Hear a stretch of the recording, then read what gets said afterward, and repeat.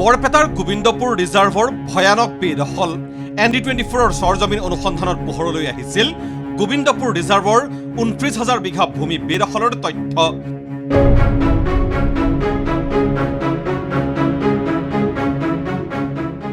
অৱশেষত সংবাদমেলত মুখ্যমন্ত্ৰীৰ তাৎপৰ্যপূৰ্ণ ঘোষণা, গোবিন্দপুৰতো উচ্ছেদ চলিব।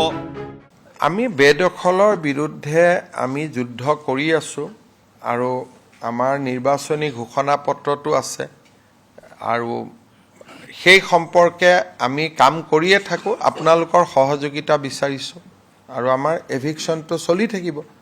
আজিও মই এখন টুইটাৰত ফটো দিছোঁ যে ৩ বছৰ আগতে আমি এভিকশ্যন কৰিছিলোঁ, এতিয়া সেই গোটেই জেগাটোত হাতী ভৰি গৈছে। সাংবাদিকৰ সহযোগিতা বিচাৰি মুখ্যমন্ত্ৰীয়ে ল'লে গোবিন্দপুৰত চৰজমিন অনুসন্ধান চলোৱা ND24ৰ মুখ্য সম্পাদক ৰাজদীপ বাইলুং বৰুৱাৰো শলাগ।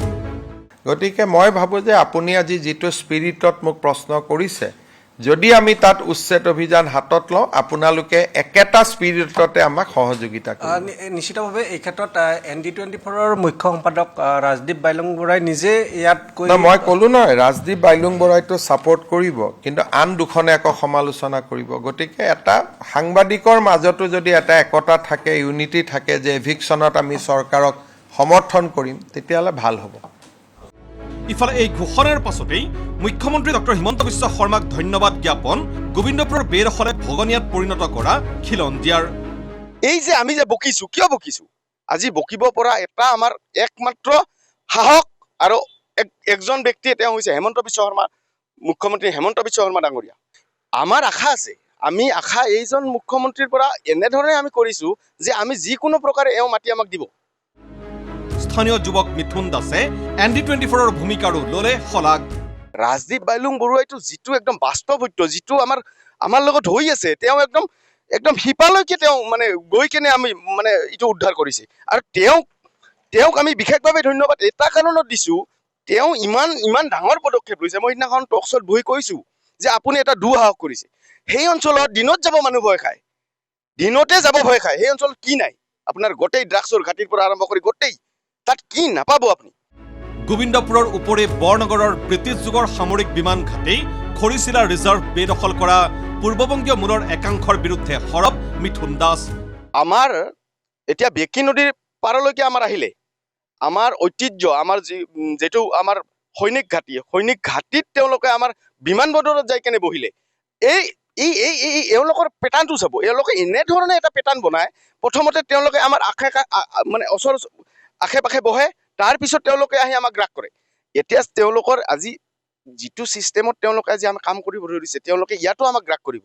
ইয়াৰ পৰা আমাক খেদা সম্পূৰ্ণ ধৰণে প্লেন বনাইছে। আজি যদি মাত নামাতো, আমাৰ 10 বছৰ পিছত আমি মাত মাতি লাভ নাই।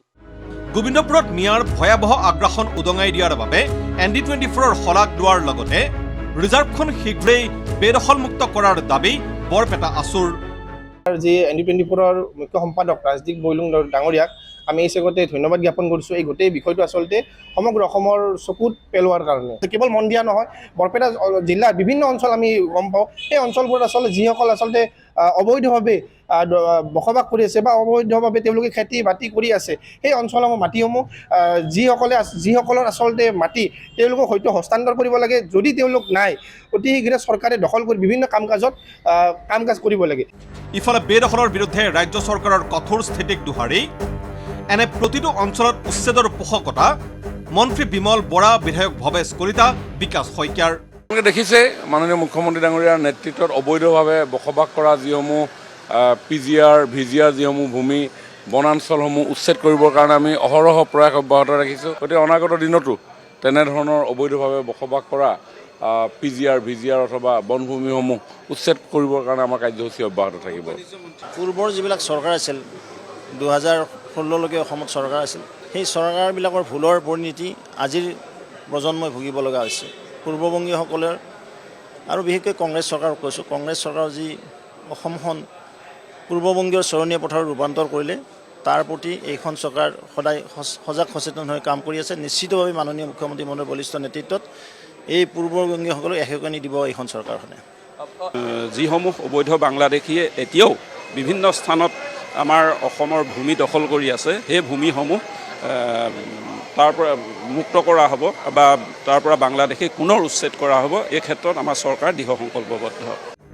একেদৰেই সৰব বিধায়ক মৃদুল দত্ত, ধৰ্মেশ্বৰ কোঁৱৰো তেওঁলোকৰ এইটো টেণ্ডেঞ্চি আছে যে তেওঁলোকৰ লেণ্ড গ্ৰেবিংটো তেওঁলোকৰ ডিএনএত আছে আৰু তেওঁলোকে যেতিয়াই সংখ্যা তেওঁলোকৰ বাঢ়ি গুচি যায় তেতিয়াই তেওঁলোকে আমাৰ ওপৰত তেওঁলোকৰ অত্যাচাৰ আৰম্ভ কৰে আৰু এইখিনি উচ্ছেদ হ'ব। ইয়াতে কোনো ধৰণৰ কম্প্ৰমাইজ নহ'ব, য'তেই আছে উচ্ছেদ হ'ব। যিহেতু আমাৰ অসমখন বেদখলত যে কিমানখিনি বেদখলত আছে এইখিনি সকলোৱে জানে, গতিকে সকলোখিনি আমি বেদখলমুক্ত কৰিব পাৰিলে নিশ্চয় আমাৰ অসমখন আৰু বহু বছৰলৈ আগুৱাই যাব পাৰিম। উল্লেখযোগ্য যে বৰপেটা জিলাৰ গোবিন্দপুৰ ৰিজাৰ্ভৰ ব্যাপক বেদখলৰ তথ্য নিজা চৰজমিন অনুসন্ধানত পোহৰলৈ আনি ধাৰাবাহিকভাৱে চৰকাৰ আৰু ৰাজ্যবাসীৰ দৃষ্টি আকৰ্ষণ কৰি আহিছে ND24-এ। Bureau' report, ND24।